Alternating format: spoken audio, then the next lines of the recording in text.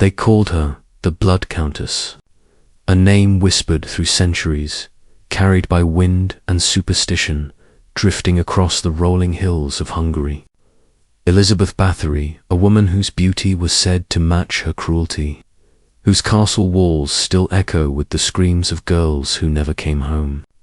But how much of her story is legend, and how much was built by those who stood to gain from her downfall? Sit back, relax, and listen closely, because this isn't just the story of a noble woman accused of bathing in blood. It's a story about power, politics, and the dark corners of human memory. Picture the castle of Siege, perched high upon a lonely hill. Its towers stretch upward like stone fingers scratching at the grey Hungarian sky. The air is thick here, not with fog, but with silence. They say that in winter the snow turned red near the courtyard, staining the ground like a wound that refused to heal. Inside, the corridors twist like veins, leading to rooms that hold more secrets than sunlight. It was within these walls that Countess Elizabeth Báthory ruled, not with soldiers or swords, but with whispers, influence, and fear. Born into one of the most powerful families in Transylvania, she had wealth beyond measure and bloodlines connected to kings. She was married at 15, commanded servants and estates before most could read, and held the kind of authority few women in her time could even dream of. But authority invites envy, and envy invites stories. They began as small murmurs, girls who vanished after entering her service, young maids who came back changed, quiet, or not at all. Villagers spoke of strange noises in the night, of candles that never seemed to go out, and of the Countess herself, wandering the halls with eyes that gleamed like wet glass. But here's the thing about legends. They don't appear from nowhere.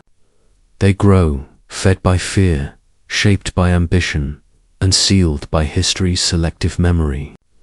Was Elizabeth the sadistic killer who took pleasure in pain? Or a victim caught in the crossfire of a political war she never saw coming? Tonight, we descend into the heart of her world, the Bathory estate, the empire of rumor, and the haunting question that refuses to die. Who was the Blood Countess? Really? Elizabeth Báthory was born into a world where bloodlines dictated destiny, where the whisper of a family name could open doors or slam them shut forever. Her father, George Bathory, was a man of formidable influence, and her mother, Anna Bathory, descended from the noble Frangepan family, both lineages steeped in the politics and violence of Transylvania. Imagine the young Elizabeth, surrounded by towering portraits of ancestors, armored knights frozen in oil and canvas, their eyes seeming to follow her every step. From her earliest days, she was trained not merely in the refinement expected of a noblewoman, music, languages, and etiquette, but in the art of command, manipulation, and survival. Transylvania in the late 16th century was a fractured land, a chessboard of competing empires, each move calculated to secure advantage and maintain power. The Ottomans, the Habsburgs, and the local nobility all vied for control, and any family with wealth and influence, like the Bathorys, became both a prize and a threat. Elizabeth married Ferenc Nadasdy, a man celebrated as the Black Knight of Hungary, whose own reputation for cruelty in battle would later cast a long shadow over their household. Together, they presided over an extensive network of estates and castles, wielding power that was as much psychological as it was political. Some historians suggest that this combination of youthful authority, inherited wealth, and isolated power could have warped Elizabeth's perception of control and morality. Others propose that her actions, the alleged tortures and murders, may have been amplified by political enemies seeking to discredit a family that represented both Protestant influence and regional autonomy. Her interactions with cousins like Sigismund Bathory and Gabriel Bathory illustrate a web of alliances and loyalties, financial support, and military ambition that made her family a thorn in the side of the Habsburg monarchy. Imagine letters written in the dim candlelight, ink smudged by haste, discussing loans, troops, and negotiations, while the shadow of rebellion and conquest loomed over every decision. These were not idle nobles, concerned with trifling matters. Their lives were embedded in a delicate dance of strategy, religion, and survival. To remove Elizabeth from the equation, some argue, was to weaken an entire faction, a move that would benefit both Matthias II, the Habsburg king of Hungary, and those like György Thurzo, who coveted her estates. And so, behind the rumors of blood and horror, there was a landscape of political intrigue, where accusation could be as sharp a weapon as a sword.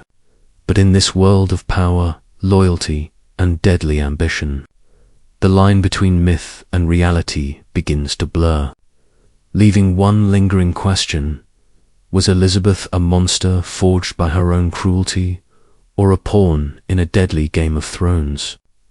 Sit back, relax, and imagine stepping through the heavy, iron-bound doors of Siege Castle, the ancestral seat of the Bathory family, where stone walls echo with whispers of centuries past, and corridors twist like the secret paths of a labyrinth. The castle was no ordinary noble residence. It was a fortress of power, isolation, and, as some accounts suggest, unimaginable horror. Imagine the chill that clings to the air, the faint scent of damp stone, and the flickering torchlight casting monstrous shadows that stretch across tapestries depicting the Bathory legacy. Within these halls, Elizabeth moved like a sovereign of shadows, commanding a retinue of servants and attendants, her presence as imposing as the ancient stone itself. Some researchers describe her rooms as lavish, adorned with ornate furniture, rich fabrics, and priceless art.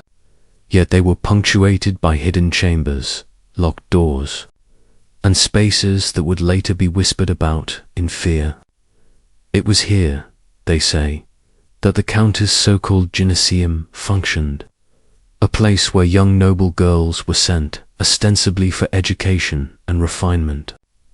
Imagine the echo of young footsteps in high-ceilinged rooms, the laughter of lessons, and then the sudden, hushed tension when one contemplates the allegations of cruelty that would later swirl through the surrounding villages like a dark fog. Servants, according to trial testimonies, moved nervously along corridors, their eyes cast downward, whispers following their every step, for the very act of speaking could lead to punishment or worse. Some suggest that Elizabeth's husband, Ferenc Nadasdy, who had died years earlier, left behind a household trained in discipline and fear, shaping the environment into one where authority was absolute and questioning dangerous. Others argue that much of the horror attributed to Siege Castle came from the imagination of those who sought to destroy the Bathory name, amplifying normal disciplinary practices into tales of blood and terror. The castle itself, with its dungeons, towers, and sprawling grounds, became both a symbol of the family's power and a stage for the myths that would eventually engulf Elizabeth's legacy, as the villagers of surrounding lands whispered of missing girls, strange sounds in the night, and the eerie glow of lights in the castle windows. Siege transformed in collective memory from a noble residence to a house of unspeakable secrets. And yet, despite all the legends, the walls themselves reveal nothing. They keep their silence, holding the echoes of both reality and rumor. As we move next to the events that would bring Elizabeth under the watchful eyes of authorities, One question hangs over Siege Castle like a permanent shadow. Did the horrors occur as claimed?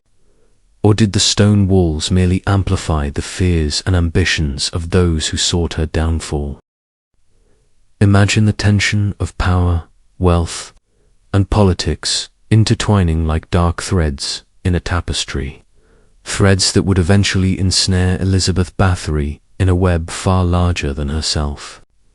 Sit back and picture the elegant halls of Matthias II's court, the air thick with incense, murmurs of nobles, and the calculated glances of men who understood that wealth and influence were weapons as deadly as swords. Elizabeth, a countess of vast estates and powerful lineage, had travelled to this court repeatedly, seeking to claim a debt owed to her family, a sum that represented not only money but leverage, influence, and recognition of her position. Each attempt to reclaim this debt irritated Matthias, who saw in the ambitious countess both a political obstacle and a potential threat. Some historians suggest that the cancellation of this debt after her arrest was no coincidence, highlighting how intertwined her financial resources were with the forces aligned against her. The Bathory family's influence in Transylvania had long been a thorn in the side of the Habsburgs, who desired tighter control over the region, aiming to curb both Ottoman interference and the autonomy of local nobility. Matthias II, a Habsburg prince who would one day ascend to the throne of the Holy Roman Empire, had been crowned King of Hungary in 1608, yet his rule was contested by local factions, ambitious cousins, and rebellious nobles eager to assert their own power. Elizabeth herself was drawn into this turbulence. She had spoken in support of her cousin, Sigismund Bathory, during his failed rebellion and had financially pledged troops to another cousin, Gabriel Bathory, who sought expansion into royal Hungarian territories. Meanwhile, Gyr Thurzo, the man tasked with investigating her, was negotiating delicate political arrangements with Gabriel, fully aware that removing Elizabeth from the scene would tip the scales in favor of the crown.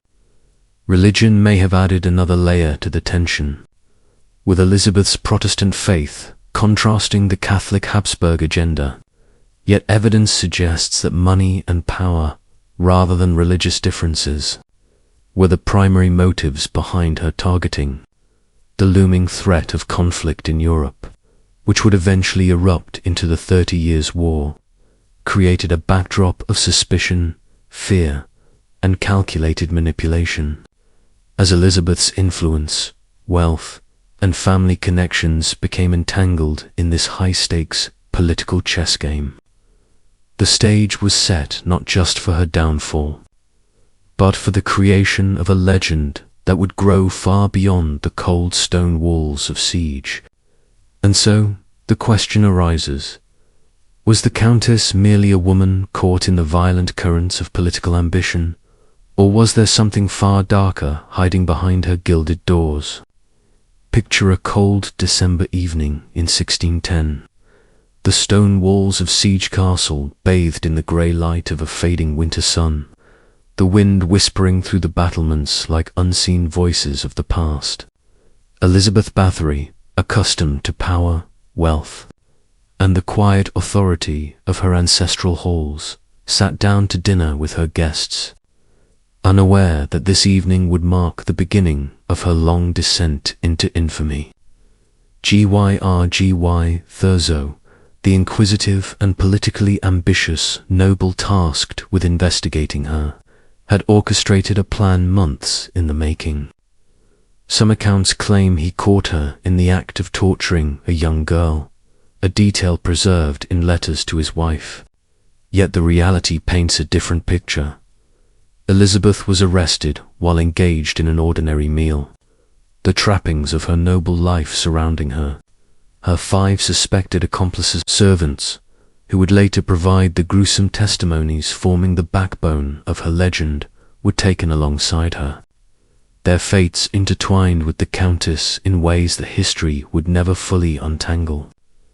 Thurzo's declaration that he had found a dead girl and another, kept alive as prey, ignited panic and fascination among the local villagers, spreading tales of horror that would outlive the castle's walls. Yet no physical evidence of this alleged scene was presented at trial, and modern historians speculate that the terror may have been embellished, or even fabricated, to justify the arrests and secure political gains. The stakes were immense. Thurzo stood to gain influence, estate, and political favour, while King Matthias II could consolidate power over the semi-autonomous Transylvanian nobility and ensure the cancellation of his debts to the Bathory family. Elizabeth herself, caught in a storm not entirely of her own making, faced accusations that would become legendary. Accusations built upon hearsay, fear, and the ambitions of those around her. Even as the castle's gates were sealed and the Countess's servants trembled under the weight of uncertainty, rumours swirled with increasing intensity, stories of torture chambers hidden in dungeons, of girls who had vanished under mysterious circumstances, of unimaginable cruelty. Whether any of it reflected reality remains a question historians still wrestle with, as the line between fact and legend blurred almost instantly.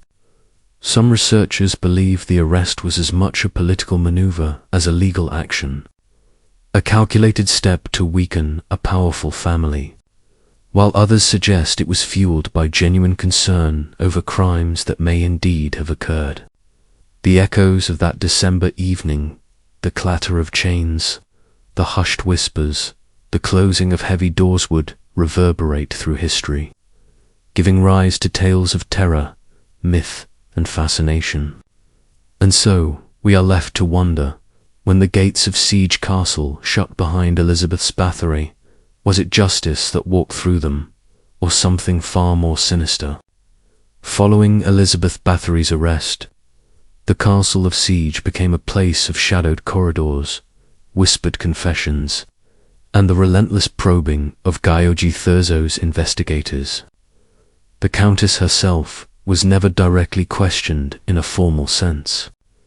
Instead, the focus turned to her servants, those who lived under her roof, who prepared her meals, tended her children, and in the cruel twist of fate, became both witnesses and accused. Ilona J., the former wet nurse, and Doratia Shontes, her companion, were forced under the unbearable agony of torture to implicate themselves and their mistress, their screams echoing off the cold, stone walls, leaving a haunting imprint of despair. Fingers were torn from hands with red-hot pincers, bodies were burned alive, and yet even these horrific acts did not produce a clear picture of truth.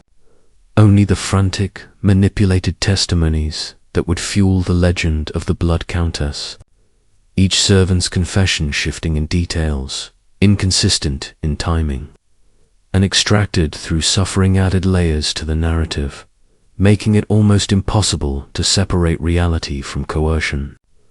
A young girl named Anna, allegedly found injured at Siege, claimed to have been harmed by Elizabeth, yet the reward she received afterward, combined with the inconsistencies in her accounts, casts shadows over the credibility of her story. Then there was Susanna, whose second-hand account suggested hundreds of victims, a number later deemed implausible, yet it was repeated widely and became a central pillar of the terrifying image that would haunt Elizabeth for centuries. Thurzo and his team controlled the narrative, curating the testimonies, emphasizing horror, and presenting a version of events that suited both political and social purposes. Some researchers argue that these methods reveal a strategic elimination of a powerful woman who represented a threat to both Habsburg ambitions and local power structures, while others suggest that cruelty did occur within the castle's walls, though perhaps not to the monstrous extent reported. What is undeniable is the atmosphere of fear, coercion, and spectacle that surrounded these interrogations. The sound of torches flickering against stone, chains rattling, the hushed sobs of the accused all merging into a story that would outlast the truth. And as each confession layered upon the last, the image of Elizabeth Báthory as a bloodthirsty aristocrat solidified in the minds of those outside the castle. A narrative fueled by political tension, religious undertones, and the natural human fascination with horror. The question that lingers in the chill of those dungeons is simple yet profound. Did Elizabeth's servants tell what they witnessed? Or did they speak what they were forced to imagine under the unrelenting torment of their interrogators? Elizabeth Báthory, despite the mounting accusations and the horrifying testimonies extracted from her servants, was never brought to trial in the conventional sense, a fact that raises immediate questions about justice, power, and the intersection of nobility and fear in early 17th century Hungary. Instead, the legal proceedings centered on her accomplices, the servants whose lives had been torn apart by torture and coercion, leaving Elizabeth herself in a strange limbo of suspicion, scandal, and controlled confinement. Her son Paul, along with his brothers-in-law Nicholas Rinsky and Gyaji Drogoth, negotiated with Gyaji Thurzo to safeguard the family estates. A negotiation that highlights the intersection of wealth, influence, and the precarious position of a powerful woman under siege. Letters from this period reveal the delicate balance being struck. On one hand, the Habsburg authorities wanted to assert control over the semi-autonomous free region of Transylvania and reduce the Bathory's influence. On the other, Thurzo needed to navigate the sensitivities of Hungarian nobility while advancing his own political ambitions. Initially, there were plans to send Elizabeth to a nunnery, a containment strategy that would remove her from public view without inciting rebellion among her family or local supporters. But public outrage and the intensity of the accusations forced a harsher, more visible solution: strict house arrest within Siege Castle itself. The precise conditions of her confinement remain uncertain, lost to time and obscured by rumor, ranging from tales of a bricked-up room to accounts suggesting she moved freely under the watch of guards. Even in confinement, Elizabeth maintained an air of aristocratic life, servants attending to her needs, lavish surroundings, the trappings of wealth contrasting starkly with the dark cloud of accusations that enveloped her. This paradox between the luxury of her surroundings and the terror of her reputation underscores the complexity of her story and the enduring tension between myth and reality. Observers at the time, and historians ever since, have noted that the lack of a formal trial allowed narratives to be shaped without the constraints of courtroom scrutiny, meaning that rumor, political calculation, and social fear became the architects of Elizabeth's legend. It also meant that the official record, the very evidence we rely upon to reconstruct her story, was filtered through those who had their own motives, their own ambitions, and their own stakes in the outcome.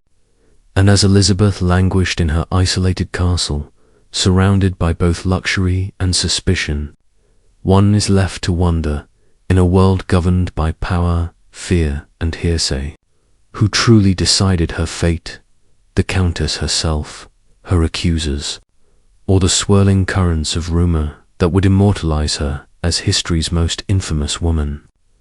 The servants of Elizabeth Báthory played a central and deeply tragic role in both her story and the construction of her legend, their testimonies forming the foundation upon which the House of Horrors narrative was built. Yet their words were extracted under circumstances that make every claim suspicious.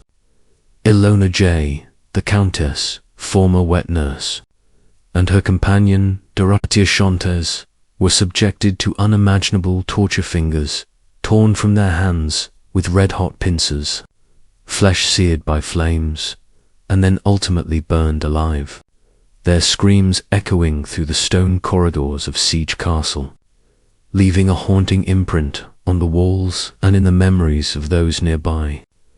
The physical extremity of these punishments was matched only by the psychological terror, ensuring confessions and accusations that suited the interests of the authorities, primarily Giagi, who stood to gain control over the vast Bathory estates and consolidate his position within the fractured political landscape of Hungary and Transylvania. Another servant, Janos Javeri, met a similarly grisly fate. Though his execution was somewhat mitigated due to his youth and likely because of his gender, yet his body was consigned to the same pyre as Jay and Shent, a grim reminder of the cost of survival in a household overshadowed by scandal and fear. Erzy Majorova, accused of aiding Elizabeth in luring young noblewomen, was recaptured after a failed escape attempt and burned alive, while Katerina Benica, an elderly washerwoman, was spared death but sentenced to life in prison, her testimony stained by abuse at the hands of her fellow servants. Even Elizabeth's companion, Anna Darvolia, who had died before the arrests, was posthumously blamed for instructing Elizabeth in the dark arts of torture and witchcraft, a projection of guilt that conveniently removed responsibility from the living.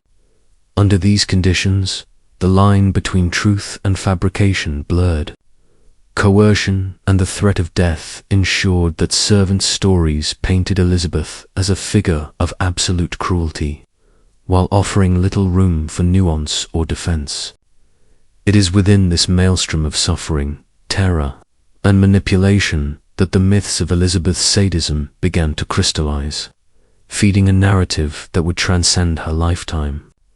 And as we imagine the echoes of pain reverberating through the castle's corridors, the question remains, were these acts the product of a woman driven by monstrous impulses, or the tragic outcome of power, politics, and a legal system willing to exploit fear to its own ends?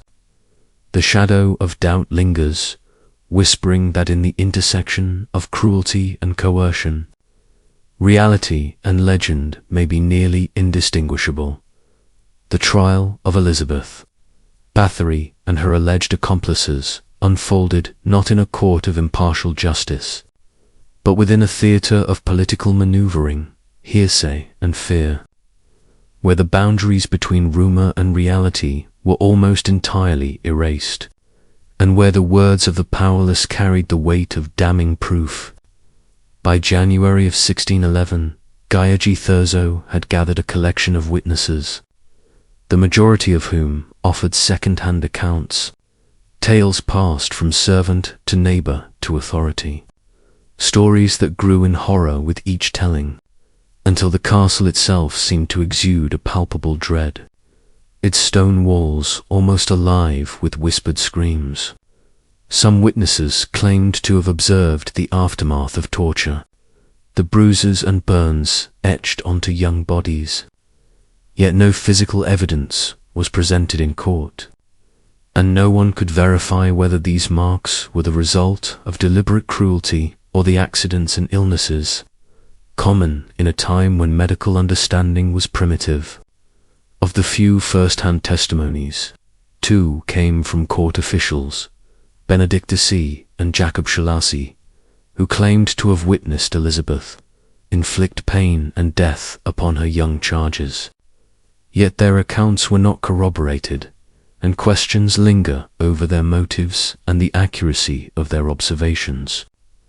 A third came from Anna, a young girl allegedly rescued from Elizabeth's grasp, who described injuries to her hand and arm, but her testimony wavered over time.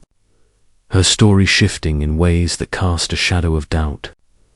And she received a reward of gold, wheat, and property, raising the spectre of coercion or incentive influencing her words.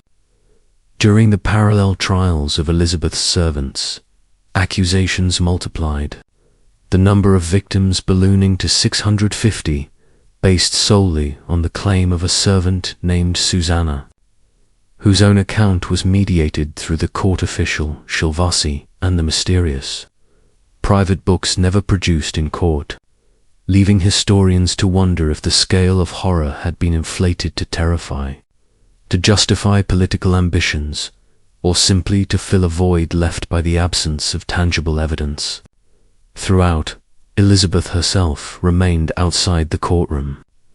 A noblewoman denied the right to defend her name, while her sons and sons-in-law negotiated for her estate and liberty, resulting in house arrest rather than execution.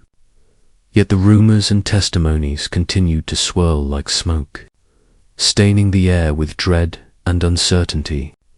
This fragile edifice of trial, built on whispers, fear, and the instruments of coercion, offers us a glimpse into the mechanisms by which legend can outpace truth, and leaves the observer questioning, was the evidence of Elizabeth's crimes an honest reflection of her actions, or a mirror reflecting the ambitions, fears, and imaginations of those around her, warped by torture and opportunity? The answer remains elusive, and the shadow of uncertainty grows longer with every retelling.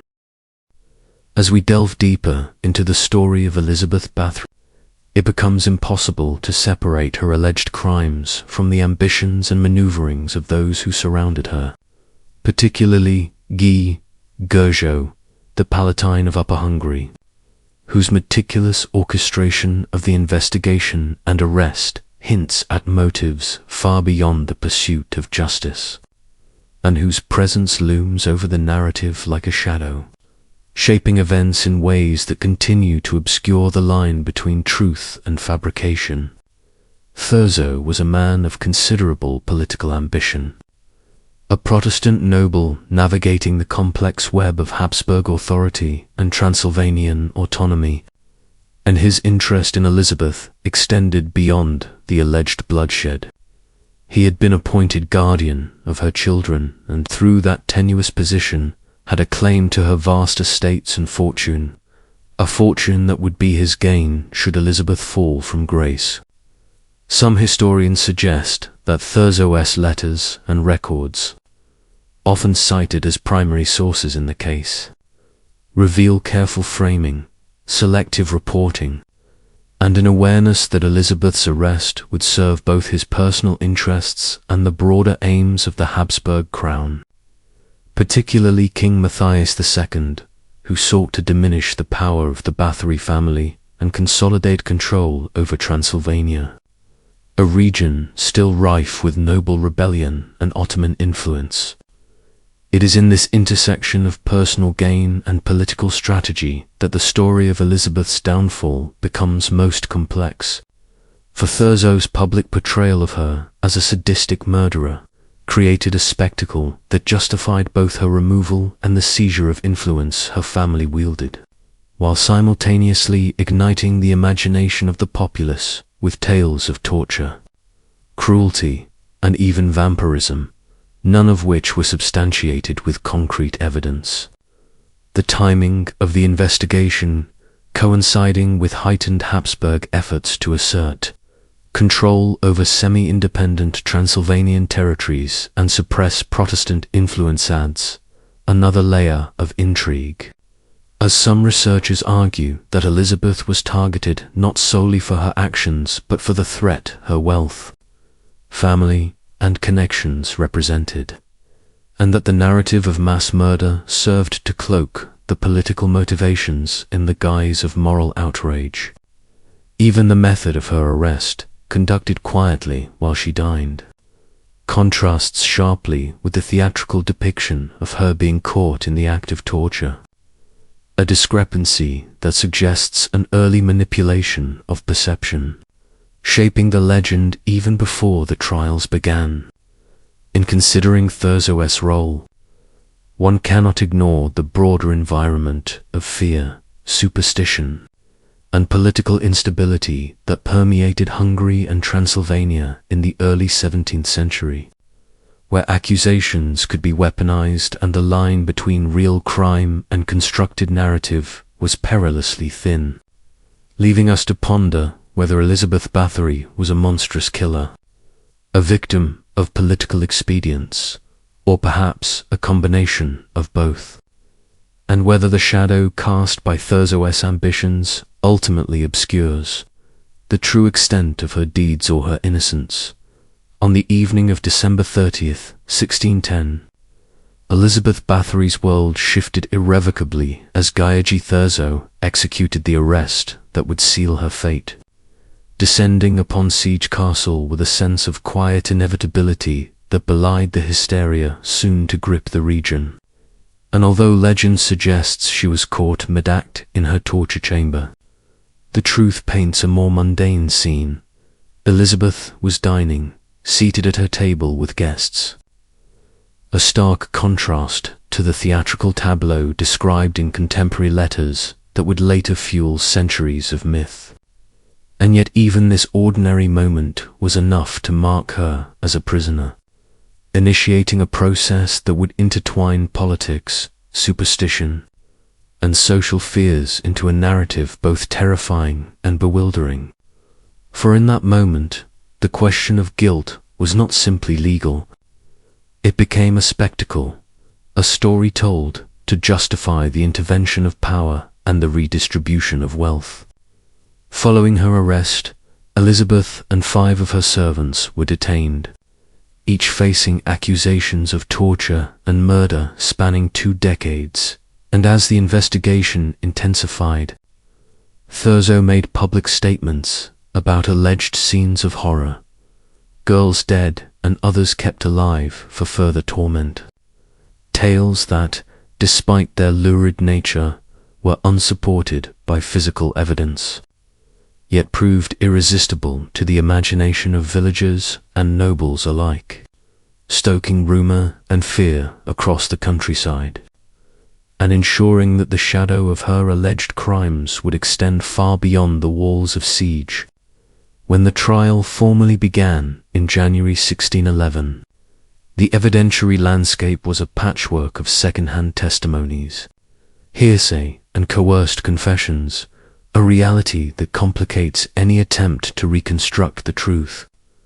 For the majority of witnesses had no direct knowledge of Elizabeth's supposed actions, relying instead on reports from neighbors, relatives, or the frightened servants themselves. And while a few first-hand testimonies existed, most notably from court officials Benedict Deci and Jakub Szilvasi, and a single injured girl named Anna, their accounts were fraught with inconsistencies, questions of motive, and, in the case of Anna, potential bribery, raising doubts about reliability and illustrating the precarious nature of justice in an era when social hierarchy, fear, and politics intertwined. The sheer scale of the allegations initially cited as 650 victims contrasts sharply with the limited and often contradictory evidence, and the discrepancy between sensational reports and trial records hints at exaggeration, manipulation, or even outright fabrication, leaving historians and storytellers alike to navigate a labyrinth of uncertainty, where each claim about torture methods, accomplices, or deaths must be weighed against the context of coercion, ambition, and social tension, and where the boundary between truth and legend begins to blur, inviting us to ask whether Elizabeth Báthory was truly the monstrous figure history remembers, or whether her story is primarily the echo of political machinations, the fears of a community, and the enduring human fascination with horror, power, and the unknown as the trial of Elizabeth Báthory unfolded. The focus shifted increasingly onto the servants accused of participating in her alleged atrocities, individuals whose lives and deaths became a grim spectacle in their own right, and their confessions, extracted under unimaginable duress, form one of the few primary sources historians have, though their reliability is deeply questionable. For the methods used to obtain these admissions were horrific: fingers torn out with red-hot pincers, branding, and ultimately death by fire. Each act of torture a testament to the brutal justice system of the time, yet also a tool of narrative control, shaping the story of the Blood Countess to fit a vision of unspeakable cruelty, a vision that would capture imaginations for centuries. Among these servants were Ilona J., a former wet nurse to Elizabeth's children, and her friend Dorothea, both forced to confess complicity in the Countess' crimes, their statements emerging from pain and fear rather than fact, and their executions by fire served as both punishment and a warning, reinforcing the notion that the horrors ascribed to Elizabeth were not only real but unstoppable, spreading a climate of terror among those who remained, yet leaving us today to question how much of their testimony was the product of coercion and how much reflected actual involvement, if any. Another servant, Janos Javeri, met a slightly less agonizing fate, executed for his alleged crimes, while Urzi Madrova, denounced as a witch, endured the ultimate punishment after a failed escape attempt. Her death, another layer in the tapestry of fear and spectacle surrounding the case. Even Katerina Beneka, an elderly washerwoman, received a life sentence rather than execution, her story illustrating the complexity of accusations and the potential for mitigating circumstances in a system otherwise defined by terror and severity. The servants also implicated Anna Darvolia, Elizabeth's deceased companion, alleging that she had taught Elizabeth methods of torture and witchcraft, a claim impossible to verify yet woven into the narrative as an explanation for the origins of Elizabeth's supposed evil, turning the absent Darvolia into a scapegoat for acts that remain historically ambiguous. These coerced confessions, brutal in extraction and dramatic in detail, fed the emerging legend, setting the stage for the Blood Countess mythos that would outlive the individuals who endured the torment.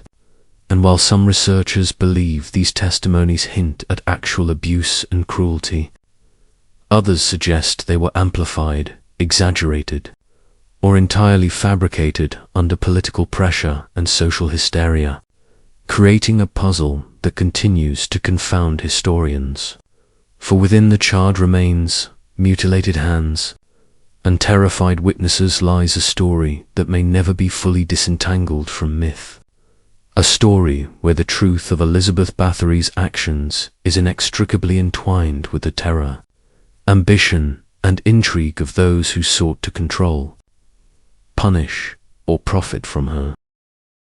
Despite the mounting accusations and the horrific testimonies extracted from her servants, Elizabeth Báthory did not remain silent, and in the early days following her arrest, she attempted to assert her innocence, reaching out to the families of those who had died under her care and requesting statements that might exonerate her. For example, she asked the mother of a deceased girl at her gyneceum to confirm that her child had died of natural causes, cholera or illness, rather than by the cruel hands of a mistress.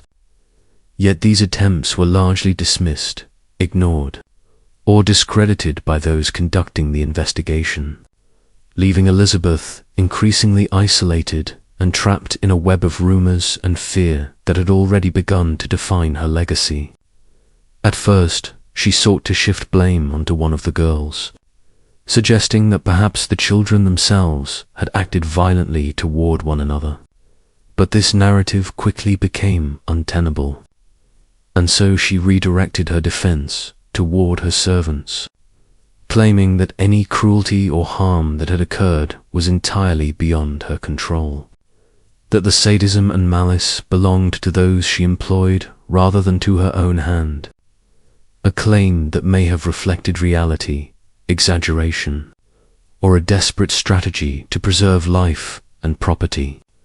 Yet it did little to sway public perception or the authorities invested in her downfall.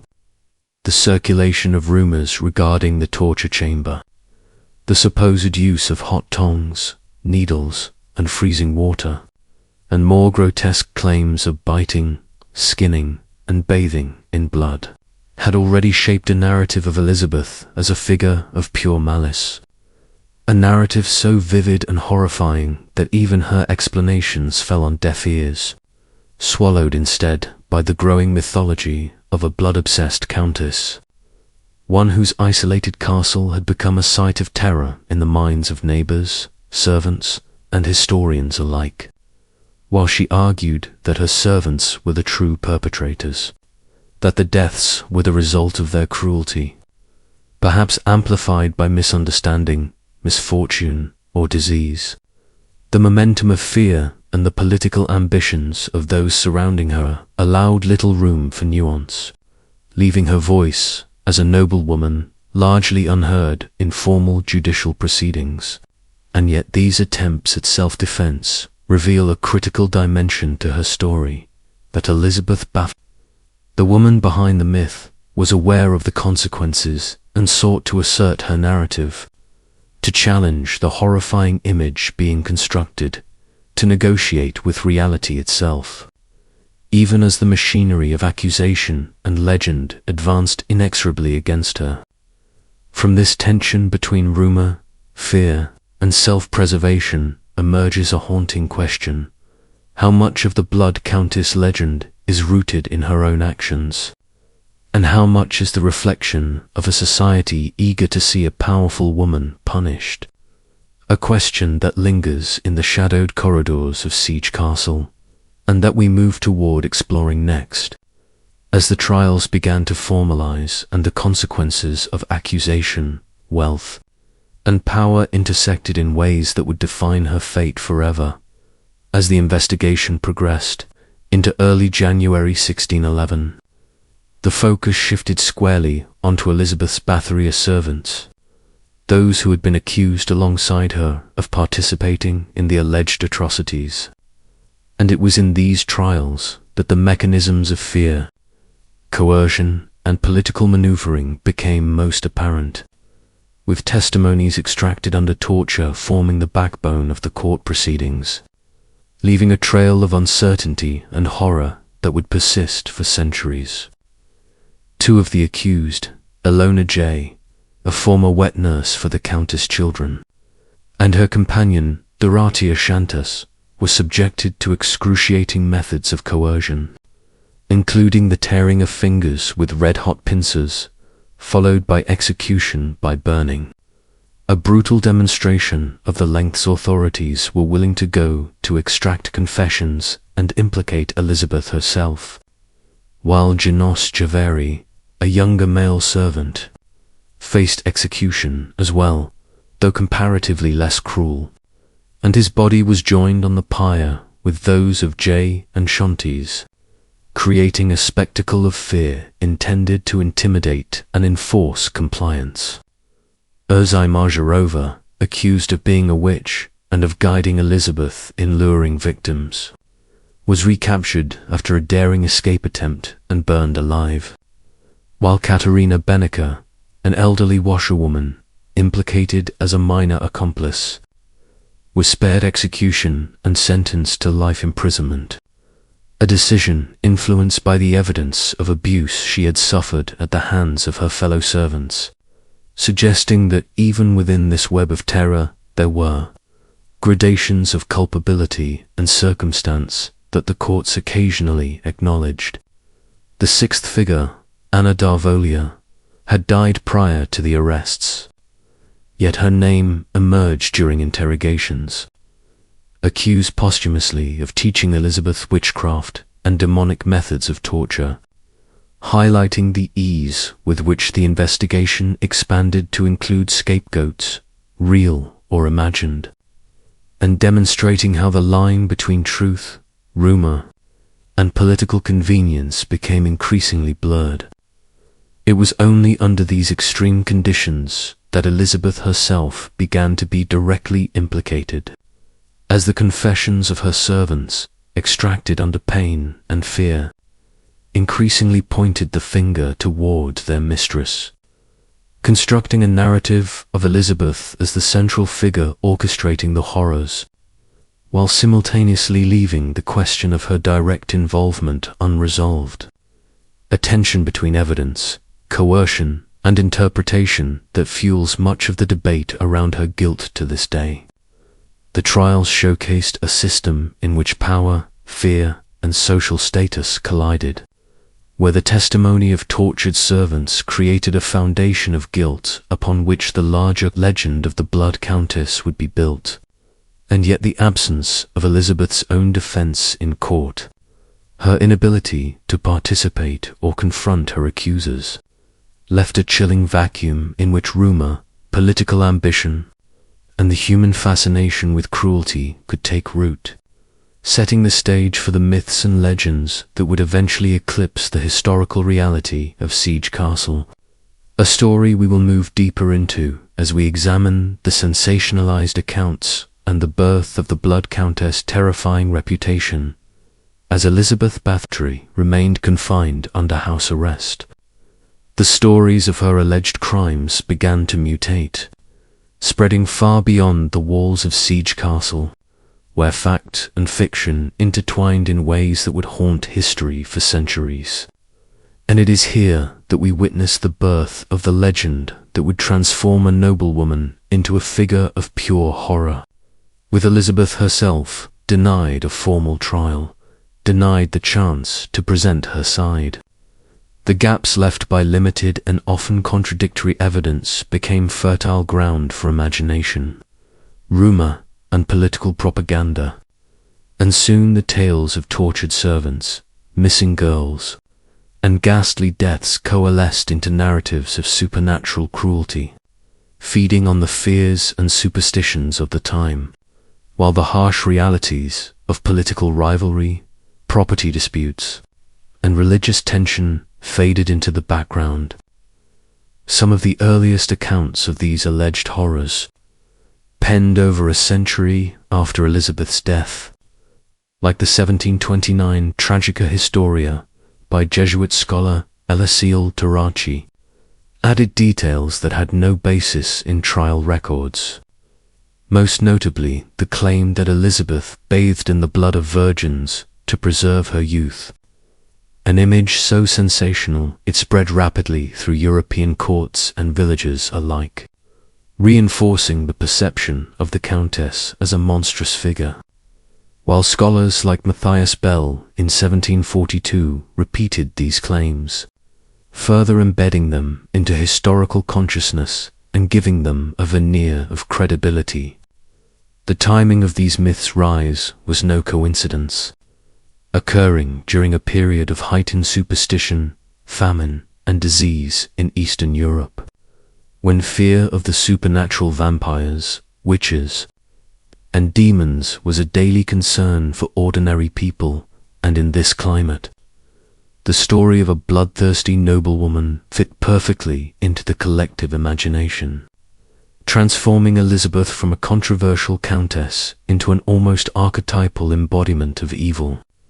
Tales of sexualized sadism, occult practices, and unnatural appetites for blood became inseparable from her identity, obscuring the political, financial, and personal motivations that may have truly shaped her life and her alleged crimes.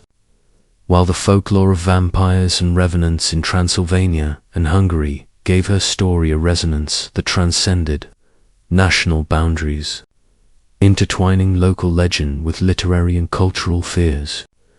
As these stories spread, Elizabeth became more than a historical figure.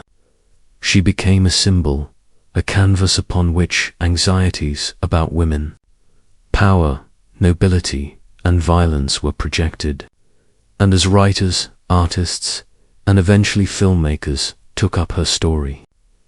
Each retelling amplified the horror, the cruelty, and the supernatural, making it nearly impossible to separate the woman from the myth.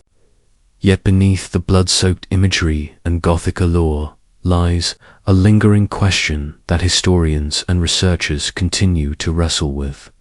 What part of the legend reflects reality, and what part has been shaped, exaggerated, or invented by human fascination with terror? Next, we move to examine the intersection of folklore, literature, and the enduring image of Elizabeth Báthory as the quintessential Blood Countess, and how centuries of retelling transformed her from a politically ensnared noblewoman into a near-mythical figure of horror that captivates our imagination even today. By the 18th century, Elizabeth Báthory's story had merged seamlessly with the burgeoning vampire folklore that haunted Eastern Europe, where tales of restless dead, blood-drinking revenants, and cursed families were part of the nightly conversation around hearths and in village squares. And in this world of superstition, the idea of a living noblewoman preying upon the young and innocent fit perfectly into the collective imagination, blurring the line between fact and myth, between human cruelty and supernatural evil, while authors and chroniclers began to codify these stories, embellishing the gruesome details, heightening the horror and emphasizing the monstrous aspects of Elizabeth's alleged actions. Some researchers suggest that the fusion of her tale with vampire myths was influenced by the social and psychological climate of the time. Famine, disease, and political instability left communities searching for explanations for suffering and misfortune.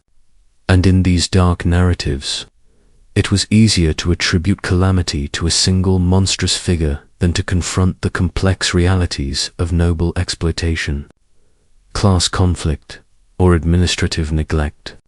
Literary works such as Eliseel Taraci, Istragica, Historia, and later Matthias Bale's accounts portrayed Elizabeth in almost cinematic terms, describing torture chambers, bloodbaths, and sadistic pleasures in ways that would resonate for generations, creating an archetype of the female vampire before the Gothic novel even existed.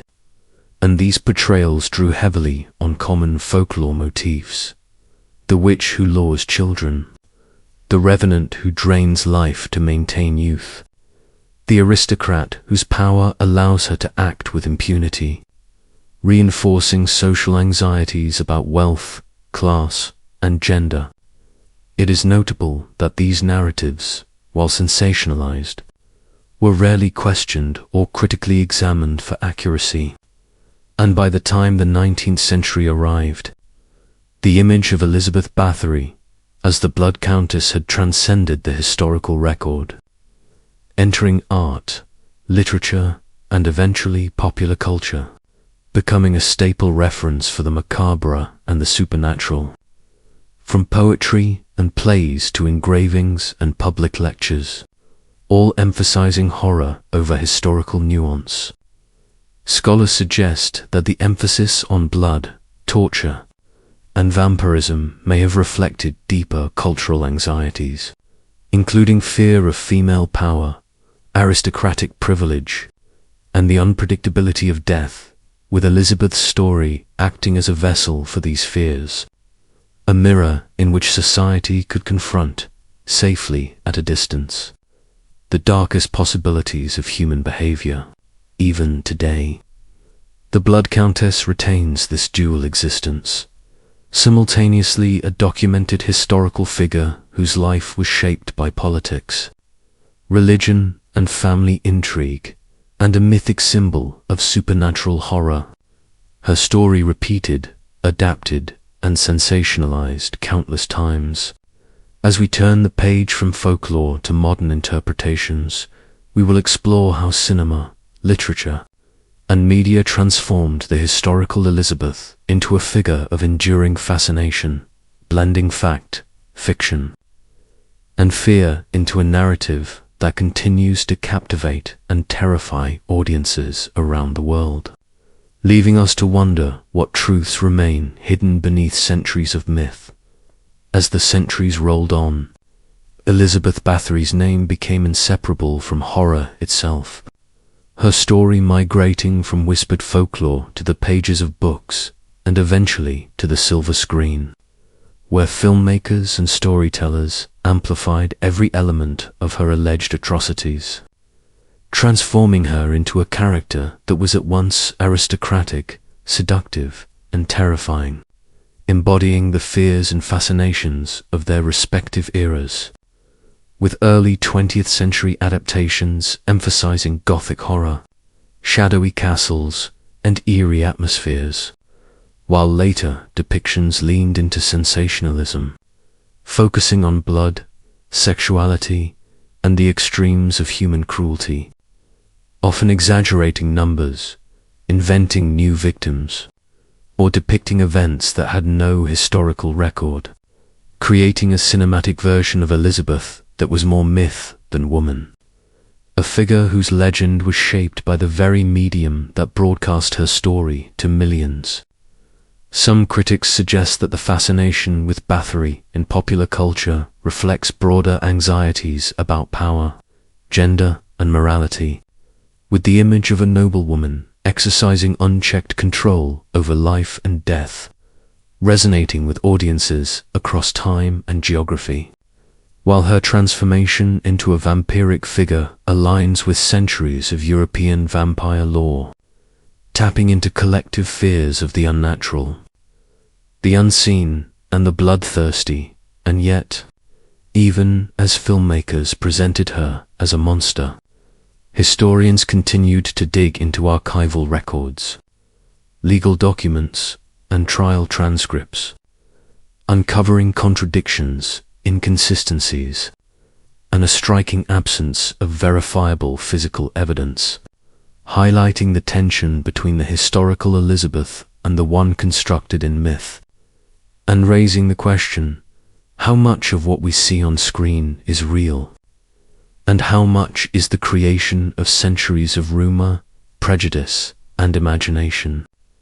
Films like Countess Dracula, 1971, Bathory, 2008, and Blood Countess, 2015, explore these themes with varying degrees of historical fidelity, blending cinematic spectacle with psychological horror, while graphic novels, video games, and online narratives continue to reinterpret her story, often focusing on the Gothic, the eroticized, and the monstrous, turning Elizabeth into a cultural icon that exists as both a cautionary tale and a source of fascination, while simultaneously obscuring the realities of her life, the political machinations surrounding her family, and the societal conditions of early 17th century Hungary and Transylvania. Scholars and enthusiasts alike debate the enduring appeal of Bathory, suggesting that she occupies a unique space where history, horror, and fantasy intersect, a space in which audiences can explore the darkest corners of human ambition, cruelty, and obsession from a safe distance, while still grappling with the tantalizing possibility that some elements of her story may have been grounded in reality, leaving us to confront the question, was Elizabeth Báthory a sadistic killer, a pawn in political intrigue, or a creation of collective fear and imagination? Next, we will examine the intersection of gender, power, and superstition, exploring why a woman of wealth and authority became the perfect candidate for legend and infamy, and how society's perception of female violence shaped the enduring myth of the Blood Countess. Elizabeth Báthory's story cannot be separated from the rigid hierarchies and social structures of early 17th century Hungary and Transylvania, where noble birth conferred immense power, yet also placed women in a precarious position, expected to navigate estates, politics, and familial alliances with skill, discretion, and obedience, all while being subjected to scrutiny, gossip, and the judgment of a male-dominated society that often conflated female authority with unnatural ambition. Some historians argue that Elizabeth's gender made her an especially potent target for rumor and accusation, because the idea of a woman exercising absolute control over servants and young women, and allegedly committing acts of extreme cruelty, played into deep-seated fears of female power, sexuality, and autonomy. Fears that were amplified by a society steeped in superstition and religious tension, where Protestant and Catholic factions competed for dominance and the nobility's influence could easily be challenged by scandal or allegation. And so Elizabeth's wealth, lineage, and independence may have made her a convenient scapegoat for broader anxieties, while her actual behavior, whether cruel, capricious, or simply misunderstood, was magnified into legend, creating a narrative in which her gender and status combined to form the perfect storm for myth. The interplay between gender and power is also evident in the trial process itself, in which Elizabeth was never allowed to appear in court, her voice silenced, her version of events filtered through male guardians, investigators, and servants who were under extreme duress, while her male contemporaries, such as Jayeji Thurzo and King Matthias II, wielded legal, political, and military authority to frame, negotiate, and ultimately determine her fate, further underscoring how the mechanisms of power could be used to control, manipulate, and demonize a woman who stepped outside the bounds of conventional female behavior. And yet, even as the accusations mounted and tales of bloodbaths and torture spread, Elizabeth retained her household, her estates, and her wealth, suggesting that her social position both protected and condemned her, leaving a paradox in which she was simultaneously a figure of authority and a target for extraordinary vilification, while the myths surrounding her cruelty and supposed vampirism became intertwined with cultural expectations of female violence, creating an enduring archetype of the evil countess that continues to fascinate, horrify, and inspire speculation. And one cannot help but wonder whether Elizabeth Báthory's true story, her personality, her ambitions, and her capacity for cruelty was ever fully understood, or if it was forever eclipsed by the shadow of legend, a shadow that grew longer with each retelling. And as we move forward, we will explore the political context of her time, examining how alliances, debts, and rebellions may have set the stage for her downfall, and how the forces of power and intrigue shaped not only her life, but the story that would echo through centuries.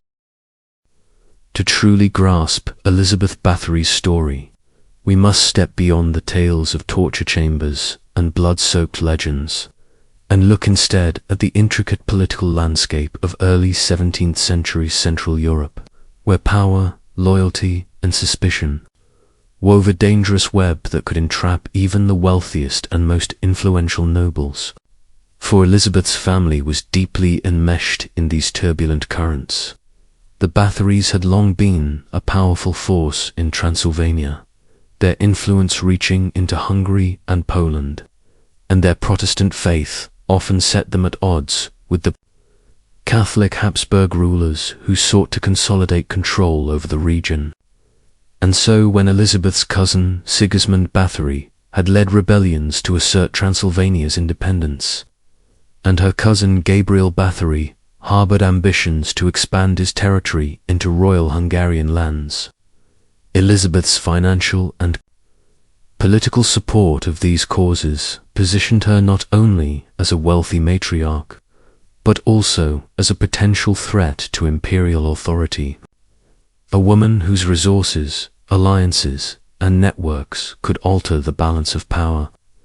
While King Matthias II, eager to neutralize opposition, and Gyrigi Thurzo, the crown-appointed administrator and inquisitor, had vested interests in curbing the Bathory influence, interests that coincided with their pursuit of wealth and land, which could be gained through Elizabeth's arrest and the subsequent seizure of her estates. Some historians suggest that the charges of murder and torture may have been exaggerated, if not entirely fabricated, to justify political maneuvering, especially since the arrest occurred amid unresolved debts owed to Elizabeth by Matthias. Debts that conveniently disappeared once she was detained, illustrating how financial leverage and political expediency intersected with accusations of heinous crimes, while contemporaneous records indicate that Thurzo was acutely aware of the delicate balance between punishing Elizabeth and avoiding rebellion among the Transylvanian nobility, and thus opted for house arrest rather than a public execution, a decision that highlights the careful calculations at play, where justice, vengeance, and political pragmatism overlapped, leaving room for myth to flourish. And perhaps more intriguingly, it raises the question of whether the legend of Elizabeth Báthory as a monstrous killer was a product of genuine cruelty, or a convenient narrative shaped by those with the most to gain, a narrative that would later evolve into the sensationalized accounts that mesmerize us today. And as we proceed, we will delve deeper into the trial itself, the testimonies, and the methods by which her servants were forced to implicate her, exploring how evidence, coercion, and rumor combined to construct one of history's most infamous tales of power, fear, and blood. On the cold winter night of December 30th, 1610, the quiet halls of Siege Castle were shattered by a decisive and meticulously planned move. Elizabeth Báthory, the so-called Blood Countess, was arrested along with 5 of her servants, a moment that would mark the beginning of a legal and social spectacle shrouded in fear, rumor, and political calculation. Yet the circumstances of her arrest are far more nuanced than the legend suggests. For despite later claims that Thurzo had caught her in the act of torturing a young girl, she was in fact detained while quietly dining with guests, a seemingly mundane scene that belies the storm about to unfold. The official narrative presented by Thurzo described grisly evidence of dead and living victims discovered in the castle, a description that inflamed local villagers and ignited widespread panic. Yet no tangible proof was ever produced to substantiate these claims, leaving modern researchers to question whether the gruesome imagery was fabricated or at least exaggerated to ensure public support and justify the arrest. And in this tense atmosphere, Elizabeth's servants became central figures in unraveling the alleged horrors, for under the extreme duress of torture fingers torn with red-hot pincers, burns, and the looming threat of death, they confessed to crimes that implicated their mistress. Yet these confessions are heavily suspect given the coercive methods employed. Among the accused were Alona J., the former wet nurse of Elizabeth's children, and her companion Doratia Shontes, who were burned alive following their confessions, while others, like Janos Jevry, met a less agonizing fate. And yet even these testimonies contained inconsistencies, contradictions, and incentives that cast doubt on their reliability, with some servants receiving financial rewards or property for their cooperation, highlighting the complex interplay of fear, survival, and manipulation. And as the interrogations progressed, blame shifted toward Elizabeth herself, painting her as the orchestrator of unimaginable cruelty, a narrative that many scholars now suspect was as much political theatre as it was a genuine account of her actions. Even Anna Darvoja, Elizabeth's deceased companion, was posthumously accused of teaching the Countess dark arts, an allegation likely easier to believe than challenge, given the climate of superstition and fear. And through all of this, the question lingers: was Elizabeth truly a monstrous killer? Or was she ensnared by the machinations of a society eager to control, punish, and demonize a powerful woman who had become too dangerous to ignore? A question that will guide us into the harrowing details of the trial and the haunting testimonies that shaped her enduring legend. By January 1611, Elizabeth Báthory's fate had moved from the shadowed corridors of Siege Castle to the formal, yet deeply flawed, proceedings of a trial that would attempt to untangle decades of rumor, fear, and political tension. Yet from the very beginning, it was clear that the scales of justice were uneven. Elizabeth herself was never allowed to attend. Her noble status paradoxically used both to protect her from a public execution and to keep her from defending herself, while her sons and sons-in-law negotiated with Thurzo to prevent the crown from seizing the vast Bathory estates, a move that reveals just how much influence and power she retained even in confinement. And the testimonies presented were a mixture of second-hand gossip, coerced statements, and the occasional first-hand account, each layer adding both weight and uncertainty to the case. For witnesses described horrific tortures allegedly committed over 20 years, from the use of hot tongs and needles to freezing water, yet very few could claim direct observation. And even those who did court officials, Benedict de C. and Jacob Shilvasi, offered vivid but uncorroborated accounts, while the injured Anna, awarded gold, land, and wheat, changed her story multiple times, casting further doubt on the reliability of her statements. The servants, under unbearable pain and fear of death, named names, recounted gruesome scenes, and implicated Elizabeth in ways that might have been dictated as much by survival instinct as by truth. And some claims, such as the systematic use of young noblewomen to replenish her pool of victims, were never substantiated beyond hearsay, leaving historians to speculate on the extent to which imagination, rumor, and the pressure of torture created a narrative more horrific than reality. And the trial itself, held on January 2nd and 7th, 1611, became less an impartial search for truth and more a reflection of the anxieties of an aristocracy, a monarchy seeking leverage, and a society fascinated and terrified by the idea of a powerful woman exercising cruelty unchecked. Questions of motive, whether greed, vengeance, political maneuvering, or sadism, intersected with social norms, religious tensions, and gender expectations, creating a case that was as much about controlling narrative and property as it was about justice. And as the testimonies piled up, detailing the alleged methods of torture and the fates of dozens of girls, one is left to wonder how much of the horror attributed to Elizabeth Báthory was the result of actual acts, and how much was a reflection of the fears, ambitions, and prejudices of those around her. A question that will carry us into the darkest corners of her house and the chilling legends that followed.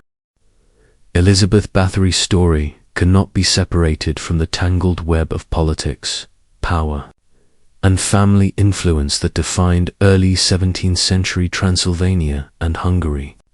For her arrest and subsequent confinement were not simply the result of alleged atrocities, but were deeply entangled with the ambitions of King Matthias II, the maneuverings of Gyorgy Thurzo, and the precarious position of the Bathory family as powerful, semi-independent nobles in a region of constant tension.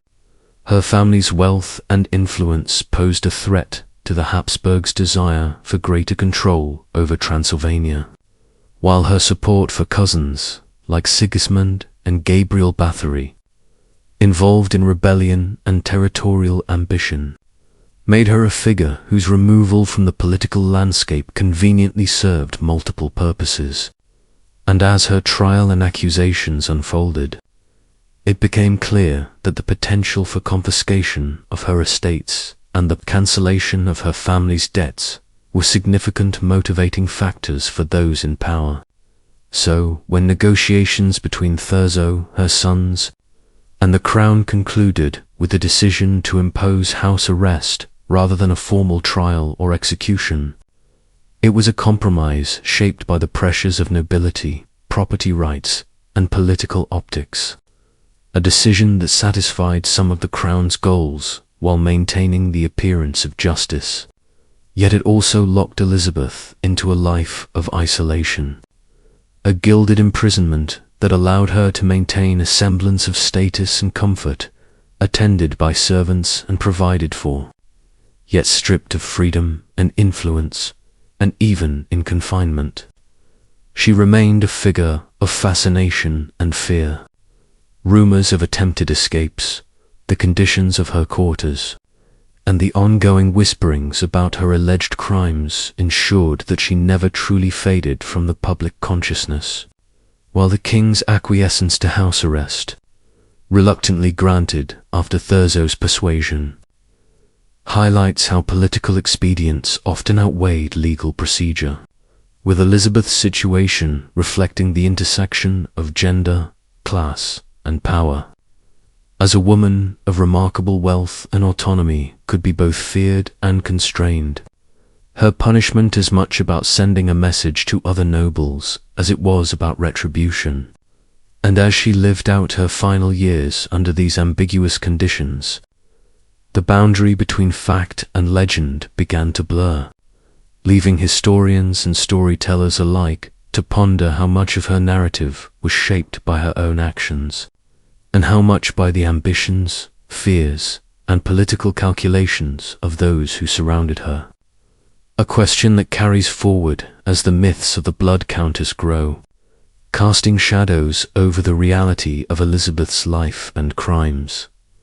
Elizabeth Báthory's final days at Siege Castle were marked by a strange blend of luxury and confinement, a paradox that seems almost cruel in its juxtaposition, for while she remained under strict house arrest, attended by servants and provided with sustenance and comfort, the aura of fear, scandal, and mystery surrounding her life never fully dissipated. On the 21st of August, 1614, at the age of 54, Elizabeth passed away, leaving behind estates, lands, and possessions that she was able to bequeath to her children precisely because she had never faced a formal trial.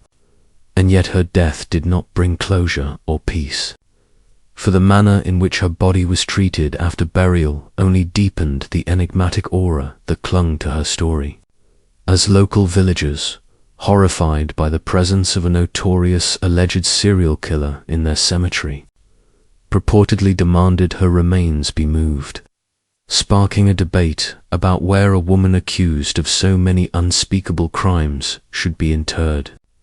Some accounts suggest she was reburied in a nameless grave within the Bathory family crypt at Ext Castle, her childhood home, while others claim her final resting place was at Nyabate, where she was born, or even somewhere deep within the grounds of Siege Castle itself, hidden beneath the very stones that had witnessed the rumors of her dark deeds. And yet, when a grave at the crypt of Siege Church was opened in 1938, it was found to be empty, leaving historians, locals, and legend hunters alike to wonder whether Elizabeth's body was intentionally concealed, lost to time, or perhaps removed in secret, adding another layer of mystery to a life already shrouded in fear and speculation.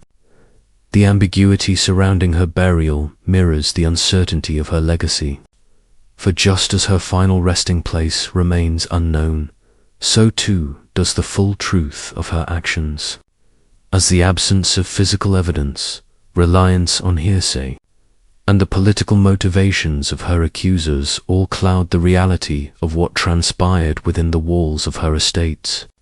And in death, Elizabeth Báthory became a figure suspended between history and myth. A woman whose life story is told as much through the imagination of those who recorded it, centuries later, as through any verifiable fact, creating a paradox in which the legend is as tangible as the history, and the horror she is said to have inflicted seems to echo through time. Unanswered questions lingering in every corner of her story. From the halls of her castle to the empty graves that fail to contain her memory, leaving the modern observer to wonder whether the Blood Countess was truly a monstrous killer or simply a woman caught in a storm of politics, fear, and superstition. A question that will haunt anyone who dares to peer too closely into the shadows of her life. With Elizabeth Báthory gone, it might have seemed that the story of the Blood Countess would fade into obscurity, yet the opposite occurred.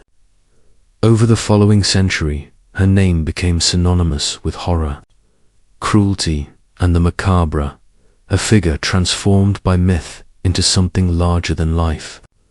A story told and retold through whispers, pamphlets, and eventually printed accounts, each iteration layering new horrors atop the last. And it was in 1729, over 100 years after her death, that the first detailed written account appeared in the Jesuit scholar Laszlo Tarocci's Essa Tragica Historia, a work that painted Elizabeth as not merely cruel but demonic, a woman bathing in the blood of virgins to maintain her youth, a figure whose evil seemed almost supernatural, a story that captured the imaginations of readers far beyond Hungary. Tarocci's account, though sensationalized, drew from local folklore and rumors that had persisted for generations, a mixture of fear, superstition, and fascination. And while historians now recognize that much of his narrative is likely exaggerated, it is impossible to separate the legend from the history entirely, for his work established the framework that all subsequent retellings would follow. Later, Hungarian historian Matthias Bell, writing in 1742, drew directly from Tarocci, further cementing the Blood Countess in European consciousness. And by the time trial records were first published in 1817, the tales of vampirism, bloodbathing, and sadistic delight were firmly entrenched. So much so that even when primary sources failed to corroborate such claims, the stories persisted, feeding a cultural fascination with Eastern European aristocrats as cruel, isolated, and almost supernatural figures. The rise of Elizabeth's bloodthirsty reputation coincided with an era in which Europe, particularly Eastern Europe, was gripped by fears of the undead, vampires, and witches, as famine, disease, and political instability left populations vulnerable to the imagination of supernatural explanations for misfortune. And the association of a female aristocrat with these fears amplified both horror and intrigue, merging social anxieties about women, power, and violence into a single, enduring narrative. As vampire folklore gained popularity in the 18th century, Elizabeth's story became almost inseparable from these myths, a template for the terrifying, beautiful, and immortal female predator, a story that would influence literature, theatre, and eventually Gothic fiction.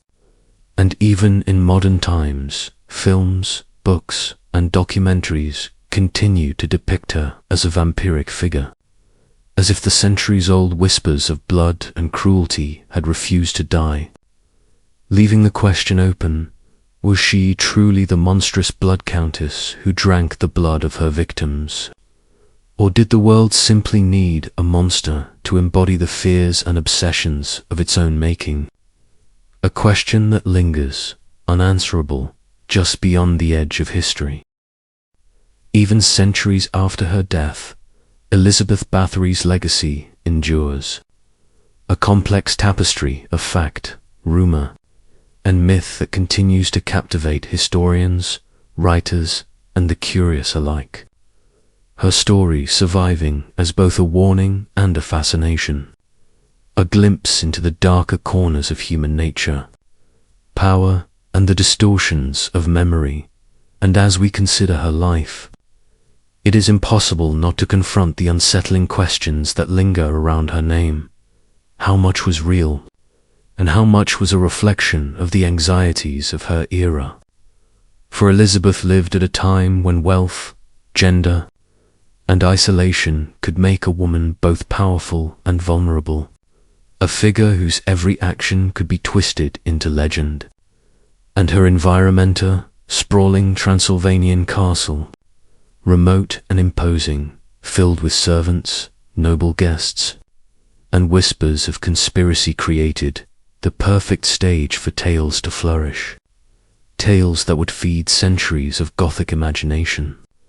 Modern historians debate the extent of her crimes, noting that physical evidence was sparse, that many testimonies were second-hand or extracted under torture, and that political and financial motives likely played a role in her prosecution. Yet the image of the Blood Countess, draped in black, her beauty preserved by the alleged blood of the innocent, has endured in the cultural imagination, a symbol of the ultimate aristocratic cruelty. And beyond the sensational, there is a subtler legacy.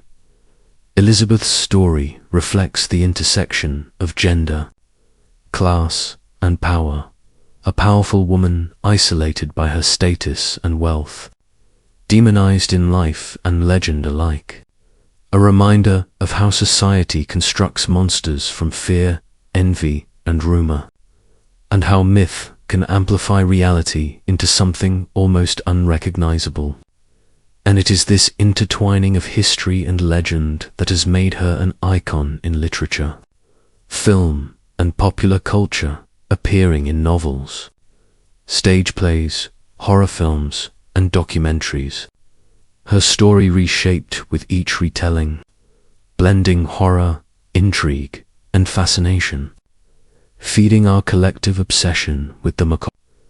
The fascination with Elizabeth Báthory is not merely about her alleged crimes, but about what her story reveals about human imagination, about how society interprets power and fear, about how myth can persist long after the facts have faded. And as you sit back, reflecting on her life and the shadows it casts, it becomes clear that the true horror may not lie in the acts themselves, but in how stories, once told, can grow beyond control, feeding centuries of fear, fascination, and speculation, leaving us to wonder, was she truly the monstrous figure history remembers? Or was she simply a woman caught in a perfect storm of politics, prejudice, and rumor, a question that remains unanswered, haunting our imagination as much as it haunted her contemporaries? And as the candlelight fades on the tale of the Blood Countess, we are left staring into the darkness of history itself, a darkness that refuses to yield all its secrets, whispering that some mysteries are never meant to be solved, and that the legend of Elizabeth Báthory will continue to live, in whispers, in fear, and in the shadowy corners of our collective memory.